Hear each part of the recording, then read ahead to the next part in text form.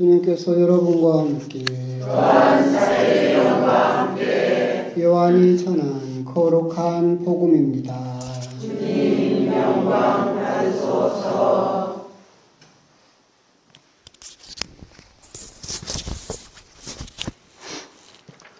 그때 예수님께서는 티베리아스 호숫가에서 다시 제자들에게 당신 자신을 드러내셨는데 이렇게 드러내셨다. 시몬 베드로와 쌍둥이라고 불리는 토마스, 갈릴레아 가나 출신 나타나엘과 제베데오의 아들들, 그리고 그분의 다른 두 제자가 함께 있었다. 시몬 베드로가 그들에게 나는 고기 잡으러 가네 하고 말하자 그들이 우리도 함께 가겠소 하였다. 그들이 밖으로 나가 배를 탔지만 그날 밤에는 아무것도 잡지 못하였다. 어느덧 아침이 될 무렵 예수님께서 물가에 서 계셨다. 그러나 제자들은 그분이 예수님이신 줄을 알지 못하였다. 예수님께서 그들에게 얘들아 무엇 좀 잡았느냐 하시자 그들이 대답하였다. 못 잡았습니다. 예수님께서 그들에게 이르셨다. 그물을 배 오른쪽에 던져라. 그러면 고기가 잡힐 것이다. 그래서 제자들이 그물을 던졌더니 고기가 너무 많이 걸려 그물을 끌어올릴 수가 없었다. 예수님께서 사랑하신 그 제자가 베드로에게 주님이십니다 하고 말하였다. 주님이시라는 말을 듣자 옷을 벗고 있던 베드로는 겉옷을 두르고 호수로 뛰어들었다. 다른 제자들은 그 작은 배로 고기가 든 그물을 끌고 왔다.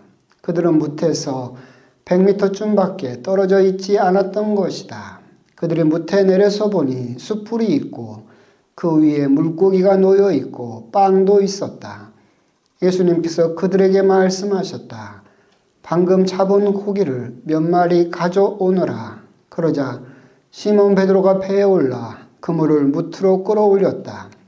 그 안에는 큰 고기가 153마리나 가득 들어 있었다. 고기가 그토록 많은데도 그물이 찢어지지 않았다. 예수님께서 그들에게 와서 아침을 먹어라 하고 말씀하셨다. 제자들 가운데에는 누구십니까? 하고 감히 묻는 사람이 없었다. 그분이 주님이시라는 것을 알고 있었기 때문이다. 예수님께서는 다가가셔서 빵을 들어 그들에게 주시고 고기도 그렇게 주셨다. 이렇게 예수님께서는 죽은 이들 가운데서 되살아나신 뒤에 세 번째로 제자들에게 나타나셨다. 주님의 말씀입니다. 그리스도님 찬양합니다. 참 예수님. 참 예수님. 부활도 또 오늘도 금세 일주일이 또 지나고 있습니다. 오늘은 부활 8부 축제 중에서 금요일 미사이죠. 다른 사람이 쓰신 글을 읽다 보니까 그런 이야기가 있더라고요. 우리 신자들이 제일 좋아하는 복음은 무슨 복음일까요? 마르코 복음? 제일 짧으니까? 그 신문이 말했다면 네가 복음이랍니다. 네가 복음. 네가 복음이 뭐냐면 예수님은 이렇게 말씀하셨다. 그런데 내가 생각하기에 말이야. 예수님은 이렇게 하지 말라고 하셨다. 근데 내가 생각하기에 말이야. 내가 겪어보기에 말이야. 그래서 내가 복음. 예수님이 뭐라고 말씀하셨어도 내가 생각하기에 해서 예수님 말씀을 자기 마음대로 해석하고 자기 마음대로 한다라고 해서 우리 신자들이 제일 좋아하는 복음을 내가 복음이라고 했다고 하는데 여러분도 그럽니까? 거짓말하고 그게 거짓말이었으면 제가 기억을 했겠어요? 대체나 그러겠다 하니까 내가 딱 박혀가지고 기억을 했지. 신부로 살다 보니까 다 그러더만요. 하여튼 그래서 오늘 복음은 그러니까 복음이나 예수님 말씀도 어떤 나의 경험이나 나의 생각 하에서 내 마음대로 해석하는 것은 참으로 어떻게 보면 너무나 좁은 시각에 머무를 수 있다라고 하는 거. 물론 개인적으로 느끼는 것도 굉장히 중요하지만 그런 부분도 있겠다. 오늘 그 말씀을 드리는 이유는 썩 재밌는 이야기가 안 떠올라서 그냥 웃으라고 드렸던 말씀입니다. 이제 오늘 복음은 이제 예수님께서 세 번째로 나타나셨다라고 하는 요한복음의 이야기인데, 부활 8부 축제 중에서 한 주간에 이렇게 복음을 쭉 보고 있으면 재밌는 일 중에 하나가 예수님께서 참 바쁘십니다. 화요일 날은 이제 마리아 막달레나를 만나시죠. 그러니까 찾아오는 사람을 만나죠. 마리아 막달레나가 무덤으로 찾아왔죠. 예수님이 찾아오는 사람을 만납니다. 수요일 복음에서는 이제 엠마오로 가는 제자들을 만나시죠. 예수님이 길로 찾아갑니다. 그렇죠? 이제 목요일 복음 되면 제자들이 집에 있었죠. 그래서 예수님이 어디로 찾아갑니까? 집으로 찾아갑니다. 오늘 복음은 예수님이 어디까지 찾아갑니까? 직장이죠. 이 사람들 직업이 뭡니까? 어부였죠. 그래서 원래 직장까지 예수님이 찾아갑니다. 저 같으면 부활한 뒤에 내가 갈릴레아에 있으니 나를 믿는 사람은 다 이리 모여라 그랬으면 편할 텐데, 예수님 어떻게 합니까? 우리가 있는 곳으로 계속 찾아옵니다. 나를 찾아오는 사람을 만나고 우리가 길을 걷고 있거나 여행을 하거나 그 도중에도 우리를 찾아오십니다. 우리가 집에 있어도 찾아오시고 우리가 직장에 있어도 우리를 찾아오고 계신다. 문제는 그렇게 계속 예수님은 찾아오고 계시는데 알아보는 제자들은 없었다는 겁니다. 예수님은 계속 찾아오시는데 단번에 알아보는 제자는 단 한 명도 없었습니다. 그 사랑한다는 마리아 막달레나도 부를 때에야 비로소 뒤를 돌아보면서 알아보았던 것처럼, 그런 면을 봤을 때 우리도 예수님께서는 계속 우리가 어디에 있든지 찾아오고 계시죠. 집에 있어도 찾아오고, 여러분들이 경로당 가도 찾아오고, 성당 가도 찾아오고, 슈퍼마켓 가려고 길을 걷고 있어도 찾아오고, 그런데 우리들은 알아볼 수 없었다. 그것이 또한 우리들이 제자들과 같은 또한 모습이지 않을까. 하지만 제자들은 궁극적으로는 예수님을 알아보게 되죠. 그것은 결국 부활에 대한 새로운 눈, 이것을 요구하고 있지 않을까. 우리가 생각했던 내가 복음에만 묶여가지고 옛날에 하느님에만 묶여서 지금 나를 찾아오시는 부활하신 예수님을 바라볼 눈이 열리지 않으면 매번 나를 찾아오신다 하더라도 알아보지 못하게 된다라고 하는 것도 한 주간의 8부 축제 중에서 계속해서 우리들에게 알려주고 있는 그런 내용이지 않을까라는 생각이 듭니다. 그래서 예수님께서는 정말로 끈질기십니다. 이젠 직장까지 찾아가셨습니다. 스토커입니다, 스토커. 그래서 이제 제자들은 물고기를 잡고 있어요. 근데 이 부분에서 이제 좀 있는 게 이제 우리가 눈길을 끄는 게 그런 거죠. 큰 고기가 153마리나 가득 들어 있었다. 여러분 모나미 볼펜 알죠? 예, 그 유명한 이야기 있잖아요. 모나미 볼펜 망하게 생겼었어요, 옛날에. 그래서 이제 마지막 그 사장이 마지막으로 낸 제품이 그거였었어요. 하얀 볼펜. 그러면서 거기다가 이 153을 새겼죠. 그래가지고 대박이 나가지고 지금 모나미 볼펜이 지금도 있는 거예요. 그래서 여러분이 그 싸지만 제일 많이 썼던 거 하얀색 옛날 모나미 볼펜 보면 거기가 153이라고 그렇게 적어져 있습니다. 여기서 따가지고 적어져 있죠. 몰랐어요? 거기서 유명한 또 개신교 신자여가지고 여기다 따가지고 썼었어요. 153이 의미하는 게 뭘까? 많은 사람들이 고민을 하고, 어떤 성인은 1부터 17까지도 하면 153이 나온다. 하느님의 아들이라는 단어를 전부 합치면 153이라는 숫자가 나온다. 여러 가지 해석을 하지만 사실은 간단한 겁니다. 이 요한복음에 쓰였을 당시에 그리스, 그 당시엔 선진국이었죠.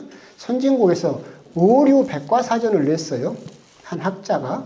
그 학자가 의류 백과사전을 내면서 민물에서 살거나 바다에서 살거나 그 사는 모든 물고기를 백과사전에다가 다 수록을 했죠. 거기가 실린 오류의 총 종류가 153종류예요. 지금 생각하면 말이 안 되죠. 근데 그 당시에는 그 사람이 경험한 그 물고기, 그러니까 무슨 말이냐면 이 지상에 민물이나 바닷물이나 모든 물고기 종류가 몇 종류? 153종류. 근데 그물로 몇 마리를 막 잡아버렸어요? 153마리. 그 말은 무슨 뜻이겠어요? 그렇죠. 이 세상의 모든 물고기를 다 잡았다는 소리죠. 근데 그물이 찢어지지 않았다. 교회가 이 세상의 모든 사람을 예수님의 제자로 하나님의 자녀로서 다 낚는다 하더라도 민물이 됐든 바닷물이 됐든 모든 물고기를 다 낚는다 하더라도 그물은 찢어지지 않는다. 그것을 또한 상징적으로 표현하기 위해서 굳이 153마리, 153이라는 숫자를 요한 사가가 그렇게 적어놨다. 그건 이제 기본적으로 또 이렇게 알고 넘어가시면 어디 가서 성경 공부 좀 했다라고 하실 수 있겠습니다. 오늘 복음에서 이제 재밌는 부분은 그 부분입니다. 오늘 복음은 이제 보고 있으면 베드로가 나옵니다. 근데 이 베드로가 여러분이 곰곰이 생각하시면 베드로가 맨 처음에 예수님께 부름 받을 때하고 오늘 복음하고 쌍둥이처럼 닮아 있어요. 장소가 똑같습니다. 티베리아스 호수가 갈릴레아 호수거든요. 똑같은 갈릴레아 호수였어요. 처음 부름 받을 때 베드로도 물고기를 잡고 있었죠. 근데 새벽까지 일을 썼음에도 한 마리도 못 잡았어요. 그래서 예수님께서 뭐라고 하십니까? 다시 나가서 그물을 던져라. 그래서 그물이 찢어질 정도, 배가 가라앉을 정도로 물고기를 가득 잡았죠. 그래서 베드로가 저는 죄인입니다. 저에게서 떠나주십시오. 라고 했고 예수님께서 너를 사람 낚는 어부가 되게 하겠다라고 데리고 가시죠. 오늘하고 똑같죠. 장소도 똑같은 갈릴레아 호수입니다. 이 사람들도 물고기를 잡습니다. 그런데 그날 밤에는 아무것도 잡지 못하였다. 어느덧 아침이 될 무렵 뭐예요? 밤새 내내 있었는데 물고기를 한 마리도 못 잡았어요. 그래서 예수님께서 또 뭐라 하십니까? 그물을 배 오른쪽에 던져라. 그럼 고기가 잡힐 것이다. 베드로 사도가 처음 부르심 받을 때의 그 사건이 고스란히 지금 되풀이 되고 있어요. 근데 처지는 다르죠. 맨 처음에 부르심 받을 때의 베드로의 모습과 지금 베드로의 모습은 완전히 다르죠. 그죠? 이 사이에 무수한 사건들이 있었을 거 아니에요. 첫 제자로서, 가장 으뜸가는 제자로서의 그런 우월감도 있었을 것이고, 예수님이 변모가 됐든 야이로 회당장의 딸을 살리건 아주 중요한 사건이 있을 때마다 항상 누구를 데리고 가셨어요? 베드로, 야고보, 요한을 데리고 가셨어요. 항상 이렇게 좀 뽑혀서. 다른 제자들과 달리 우월감도 가지고 있었을 거예요. 그 모든 것들, 자존감도, 자신감도 엄청.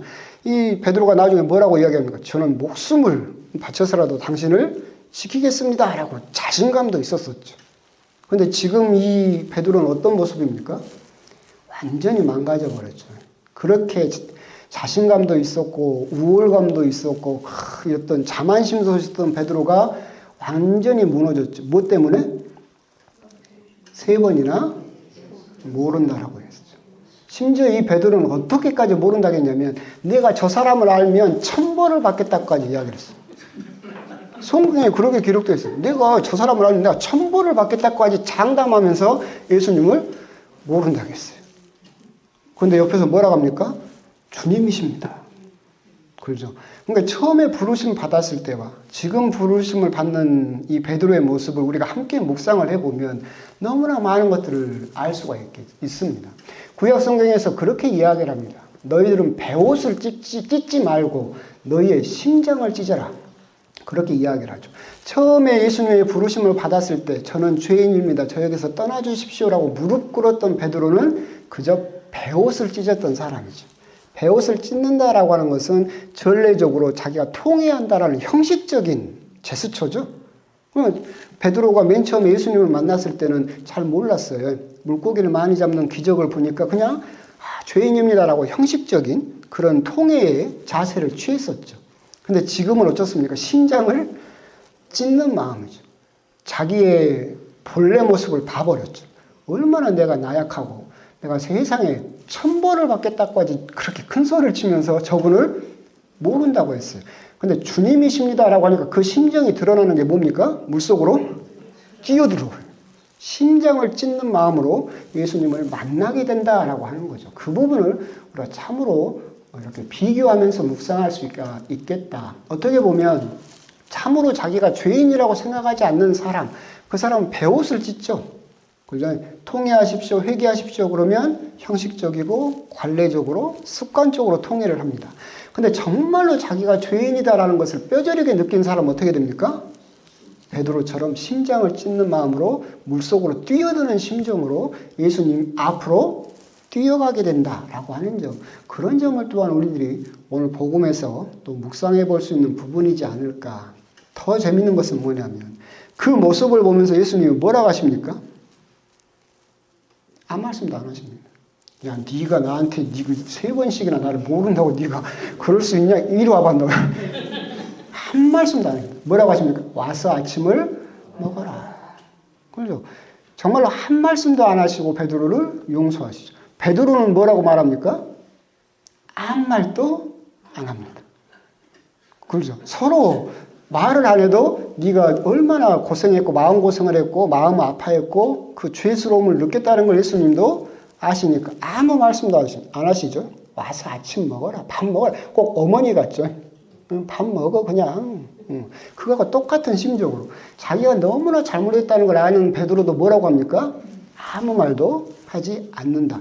그렇게 베드로의 용서가 이루어진다. 용서라고 하는 것은 뭐 등에다 채찍질을 하고 막 엄청난 것을 통해서 용서가 되는 것이 아니라 여러분들이 진심으로 잘못했다라고 느끼기만 하면, 그러면 하나님은 뭐라고 어떻게 용서하신다고요? 아무 말씀도 안 하신다. 잊어버린다는 거예요. 진짜 용서가 뭔지 아세요? 잊어버리는 거예요. 진짜 용서는 잊어버리는 거예요. 네가 그런 일을 했는지를 아예 잊어버리죠. 우리들은 누구한테 용서한다고 해놓고 그것을 어떻게 합니까? 기억하죠? 네가 옛날에 그랬는데 내가 용서했다. 하나님은 잊어버립니다. 무슨 말이냐면 도화지에서 막 더러워진 도화지가 있어요. 하나님의 용서는 이걸 찢어가지고 버려버리죠. 그럼 새 깨끗한 도화지가 나오죠. 하나님의 용서는 그렇게 잊어버립니다. 여러분들이 고해성사를 보게 되면 기억은 누구만 합니까? 여러분만 합니다. 자기 죄에 대해서. 하고 다음에 고해성사 들어와서 똑같은 죄를 또 하죠. 용서가 덜 된 것 같아요. 저번에 고백했었는데 뭔가 조금 미적지근해가지고 그럴 때마다 제가 드리는 말씀인데 하나님이 잊어버리신 것을 왜 자꾸 기억을 떠올리게 만드냐고. 하나님은 어떻게 했어요? 여러분들을 용서하셨어요. 그 용서하셨다는 것은 뭐예요? 잊어버렸어요. 여러분들이 무슨 짓을 했는지 잊어버렸다라고 하는 것. 그것을 또한 오늘 복음에서 보여주시는 예수님의 모습이지 않을까. 그런 부분 오늘 곰곰이 또한 묵상하시면서 예수님의 모습과 그 예수님을 찾아가는 물속으로 뛰어드는 베드로의 그 심정에 대해서 한번 더 곰곰이 묵상을 해보셨으면 좋겠습니다. 아멘.